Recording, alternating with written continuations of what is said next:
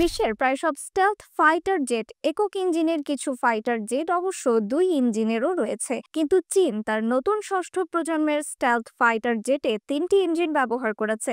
এই নিয়ে রহস্য দানা বাঁধছে। বিশ্বের আর কোনো দেশই ফাইটার জেটের এমন নকশা করেনি। তাহলে চীনের নতুন ফাইটার জেটের এমন নকশার পেছনে রহস্য কি? গেল 27 ডিসেম্বর চাংটু এয়ারক্রাফট কর্পোরেশনের ফ্যাক্টরি এয়ারফিল্ডের ওপর 3 ইঞ্জিনের J-36 আকাশে ওড়ায় চীন। এই চাংডু এয়ারক্রাফট কর্পোরেশনই চীনের পঞ্চম প্রজন্মের J-20 যুদ্ধ বিমান তৈরি করেছে। ভিডিও ফুটেজে দেখা যায় ত্রিভুজাকার J-36 এর ডানা থাকলেও উলম্ব লেজ নেই।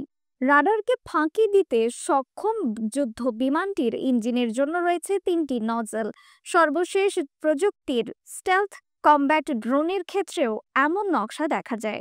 2020 সালে যুক্তরাষ্ট্র গোপনে তাদের ষষ্ঠ প্রজন্মের যে স্টেলথ ফাইটার ওড়ায় সেটিরও কোনো লেজ নেই।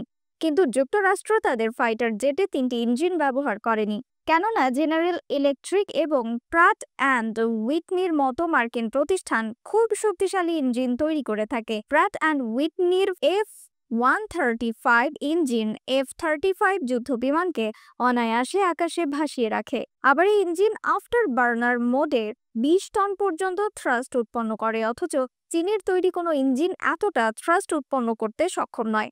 চীন কয়েক বছর আগে ফরাসি মার্কিন CFM56 ইঞ্জিনের একটি চীনা ধরন WS-10 তৈরি করে।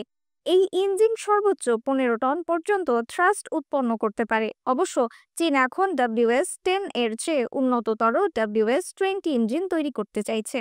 পুরোপুরি লোড করার পর J-36 এর ওজন হতে পারে 50 টন। ধারণা করা হচ্ছে J-36 ফাইটারে 3টি WS-10 ইঞ্জিন ব্যবহার করা হয়েছে, যাতে ভারী বিস্ফোরক বহন করলেও হাইপারসনিক গতিতে ছুটতে পারবে J-36। তবে 3 ইঞ্জিন ব্যবহারের পেছনে আরও কারণ থাকতে পারে। বিশেষ করে আধুনিক যুদ্ধ বিমানের ইলেকট্রিক্যাল পাওয়ার ইঞ্জিন থেকেই আসে।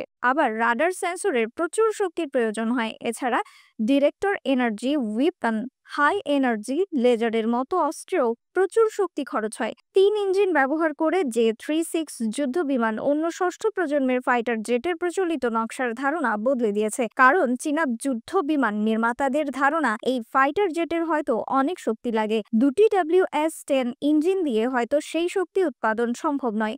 তাই হয়তো তৃতীয় আরেকটি ইঞ্জিন ব্যবহার করেছে চীন। নিউজ ডেস্ক, রিফাত আর ইসলাম, ভোরের আকাশ।